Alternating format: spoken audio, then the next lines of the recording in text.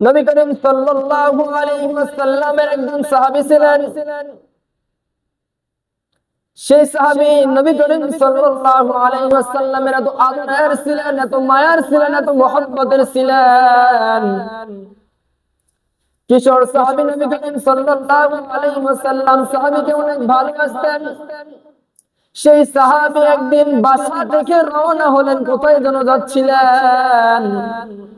রাস্তার পাশ দিয়ে হাঁটি হাঁটি পা পা করে যাইতে যাইতে নিজের অনিচ্ছাকৃতভাবে একটা নজর মহিলার দিকে পড়ে যায়। মহিলার দিকে নজরটা যাওয়ার সঙ্গে সঙ্গে ইচ্ছাকৃতভাবে নজরটা যখন হটাই দিলেন, সরাই দিলেন, এবং রাস্তার মাঝখানে উনি দাঁড়িয়ে থাকে, চিন্তা করলেন মনে হয় আমার জাহান্নাম নিশ্চিত। আল্লাহ তাআলা মনে হয় আমার বেজার হয়ে গিয়েছেন, আমি তো এত বড় একটা গুনাহ করে ফেলেছি, আল্লাহ মনে হয় আমার উপর বেজার হয়ে গেছে। তখন আল্লাহ তাআলার কাছে হাত উত্তোলন করে কান্নাকাটি শুরু করলেন, দয়ার মালিক,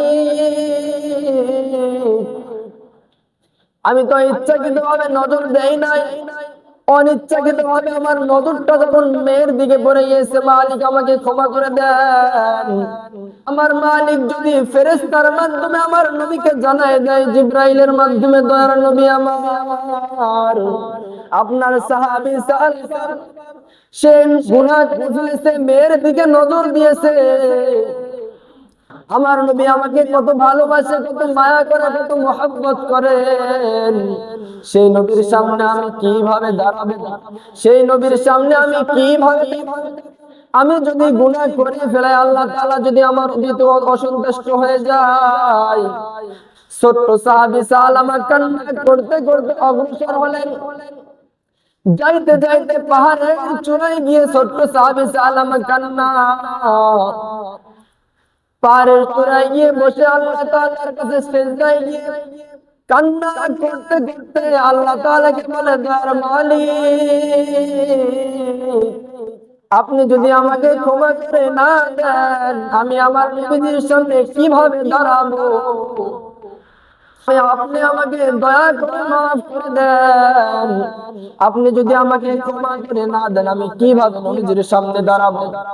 ছোট্ট সাহাবী সালামা কান্না করতে করতে বেহুশ হয়ে যায়। কান্নার এক পর্যায়ে দেখা যায় একদিন, দুই দিন, তিন দিন না, বিগত 40 দিন পর্যন্ত পাহাড়ের চূড়ায় ছোট্ট সাহাবী সালামা কান্না করতেছেন। কান্না করতে করতে মহানবী সাল্লাল্লাহু আলাইহি ওয়াসাল্লাম একদিন ছোট্ট সাহাবী সালামাকে পায় না, জিজ্ঞাসা করে, হে সাহাবী, আমার ছোট্ট সাহাবী কোথায়? আমার ছোট্ট সাহাবী সালামা কোথায়?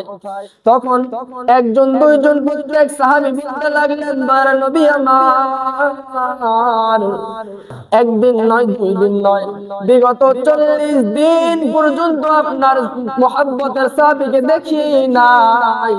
ছোট্ট সাহাবী কোথায় গেছে আমরা জানি না। তখন নবী বললেন, ওমর যাও, আমার ছোট্ট সাহাবাকে ধরে নিয়ে আসো, আমার সাহাবা মুহাব্বতের সাহাবা কোথায়, নিয়ে আসো, আমার সামনে নিয়ে আসো।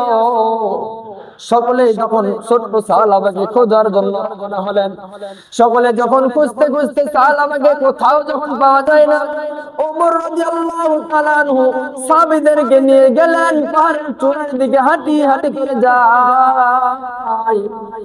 ওখানে গিয়ে কিছু মানুষের সামনে জিজ্ঞাসা করতেছে, ভাই আপনারা কি ছোট্ট একজন বাচ্চা, কিশোর বাচ্চাকে দেখেছেন? সবাইকে যখন জিজ্ঞাসা করা হলো, সকলে বলতেছেন, না না, আমরা ছোট্ট বাচ্চাকে দেখি নাই, আমাদের এইদিকে আসে নাই। একজন, দুইজন যখন বলতে লাগলেন, চতুর্থ জন বললেন, হ্যাঁ, আমি একটা বাচ্চা দেখেছি।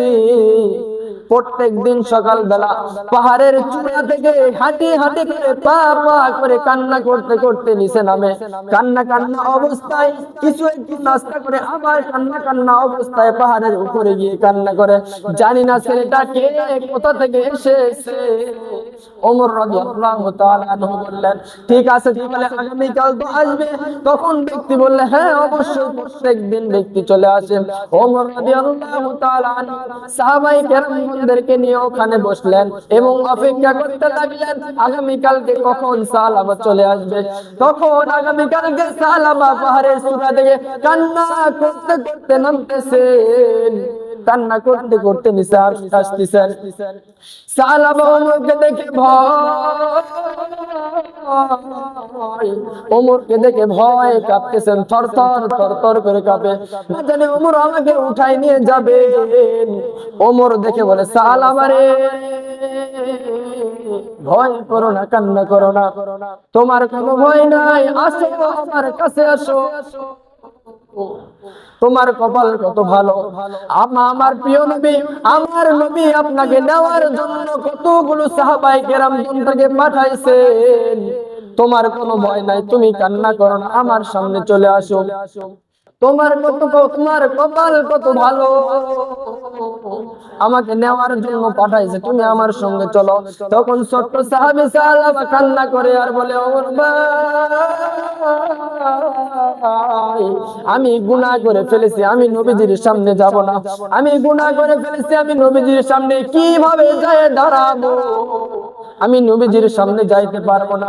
তখন ছোট্ট সাহাবী সালাবা কান্না করতে করতে ওমরের পা ধরে কান্না করে আর বলে, ওমর ভাই, আমি নবীজির সামনে যাব না, আমাকে ক্ষমা করে দাও, আমাকে নিয়ে যাও না। তখন ওমর জেদ করে নবীজির সামনে সালাবাকে নিয়ে হাজির। নবীজির সামনে গিয়ে ছোট্ট সাহাবী কান্না করে আর গড়ায় গড়ায় পড়ে। কান্না করতে করতে নবীজির পায়ের কাছে গিয়ে ছোট্ট সাল পড়ে যায়। নবীজি ছোট্ট সাহাবাকে উঠে আর বলে, কান্না করো না, ধৈর্য ধারণ করো। কি হয়েছে সাহাবীরা, কি হয়েছে তোমার, আমাকে বলো, তুমি কান্না করো না, কান্না বন্ধ করে দাও। ছোট্ট সাহাবী কান্না করতে করতে কিতাবের মধ্যে এসেছে কখনো কখনো বেহুশ হয়ে পড়ে যায়, আবার হুঁশ হওয়ার পর আবার কান্না করে, না জানি একটা গুনার কারণে আমার জাহান্নামে আমাকে যেতে হয়। নবী করিম সাল্লাল্লাহু আলাইহি ওয়াসাল্লাম বলতেছে, সালাবা রে, কান্না বন্ধ করো, আমার উরুর উপরে মাথা রাখো, আমার উরুর উপরে মাথা রেখে রেস্ট নাও, কান্না বন্ধ করে দাও। ছোট্ট সালাবা কান্না বন্ধ করে উরুর উপরে মাথা রাখে। একটু পরে ছোট্ট সালাবী নবী করিম সাল্লাল্লাহু আলাইহি ওয়াসাল্লামকে বলে, নবী আমার পিঠের উপরে কি যেন পিপিলিকার মতো বিড়বিড় করতেছে। নবী আমার কান্না করতে করতে বলতেছে, ওমর, আমার সালাবা মনে হয় সময় শেষ। নবী সালাবাকে বলে, সালাবা রে, তোমার মনে হয় সময় শেষ, তুমি তাড়াতাড়ি কালিমায়ে শাহাদাত পড়ো, তুমি তাড়াতাড়ি কালিমায়ে শাহাদাত পড়ো, তোমার মনে হয় সময় শেষ। সালাবা কালিমায়ে শাহাদাত পড়তে না পড়তে আজরাইল এসে হাজির। আমি কান্না করতে করতে সাহাবীদেরকে বললেন, সাহাবী রে, সমস্ত সাহাবায়ে কেরাম গণদেরকে রেডি করো, আমার আদরের সালাবা আর এই দুনিয়াতে নাই, আমার আদরের সালাবা দুনিয়া ত্যাগ করে চলে গিয়েছেন। তাড়াতাড়ি গোসল দাও, জানাজা রেডি করো। কিন্তু আমি নবী কত কষ্ট না পাচ্ছি, আমি এই সালাবার খাটিয়া আমি মুহাম্মাদের কাঁধে দাও। আমি সালাবার খাটিয়া আমি মুহাম্মাদের কাঁধে নিলাম, মুহাম্মাদের কাঁধে নিয়ে হাঁটি হাঁটি পা পা করে যখন জানাজার দিকে রওনা হলেন, জানাজা দেওয়ার জন্য রওনা, ওমর রাদিয়াল্লাহু তাআলা আনহু বর্ণনা দিচ্ছিলেন, আমরা সকলে যখন হাঁটি হাঁটি পা পা করে যাচ্ছিলাম, পা ফলায় ফলায় যাচ্ছিলাম, সমস্ত আঙ্গুল ফলায় ফলায় যাচ্ছিলাম, আমি তাইগায় দেখলাম আমার মায়ার নবী শুধু বৃদ্ধা আঙ্গুল মাটিতে ভর ভরে করে হাঁটতেছে। আমি জিজ্ঞাসা করলাম, নবী আমার, আপনি কেন কষ্ট করে করে হাঁটতেছেন, আপনি কেন বৃদ্ধা আঙ্গুল ভর করে করে হাঁটতেছেন, পুরা পা কেন আপনি মাটিতে ফেলতেছেন না? দয়ার নবী জিজ্ঞাসা করলেন, তুমি জানো না এই আমার আদরের সাহাবী সালাবা নিজের অনিচ্ছাকৃত ভাবে যে গুনাহ করে ফেলেছে, পাহাড়ের চূড়ায় গিয়ে যে কান্না করতেছিল, কান্না করতে করতে এমন তওবা করেছে, তওবা এমন তো আল্লাহ তাআলা পছন্দ করে দিয়েছেন। এই তওবার এমন অবস্থায় আল্লাহ তাআলা তওবা কবুল করে নিয়েছে। আল্লাহ তাআলা সালাবার প্রতি এতটাই খুশি, আমি যে পা ফলাবো, ফেরেশতা এত পরিমাণ ফেরেশতা ময়দানে হাজির, পা ফলার মতো আমি মুহাম্মদ জায়গা খুঁজে পাই না। কত পরিমাণ ফেরেশতা আল্লাহ তাআলা সালাবার খুশিতে ময়দানে হাজির করে দিয়েছেন। চিন্তা করে দেখেন সালাবা কি পরিমাণ তওবা করেছেন, কিভাবে তওবা করেছেন যে আল্লাহ তাআলা নিজে এতটা খুশি হয়েছেন, যে এতটা খুশি হলে সমস্ত ফেরেশতাগণদেরকে সালাবা জানাজায় হাজির করে দিয়েছেন। চিন্তা করে দেখেন আপনি আমি কি গুনাহ করি আর কিভাবে তওবা করি, কিভাবে চলাফেরা করি, একটু চিন্তা করে দেখেন আমরা কিভাবে চলতেছি, কিভাবে আমল করতেছি, কিভাবে গুনাহের কাজ করতেছি, গুনাহ করতেছি, তবুও ভিতরটা আমাদের একটু ভয় হয় না। তওবা তো দূরে থাক, আল্লাহ তাআলা সেজদায় গিয়ে পড়ে না।